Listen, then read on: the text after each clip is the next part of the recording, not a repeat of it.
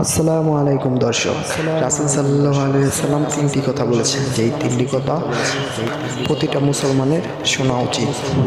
Number one, যেই ব্যক্তি ঘুম থেকে উঠবে 10 বার সূরা ইখলাস পাঠ করবে, তাকে মহান আল্লাহ তাআলা জান্নাতে রাজমহল দান করবে।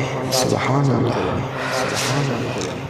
মহানবী সাল্লাল্লাহু আলাইহি ওয়াসাল্লাম এটাও বলেছেন যে যেই ব্যক্তি নিজে হাদিস শুনবে এবং অন্যকে হাদিস এগিয়ে দেবে, সে শোনাতে যতটুকু সওয়াব পাবে ততটুকু সওয়াবই সে অন্যকে শুনিয়ে পাবে।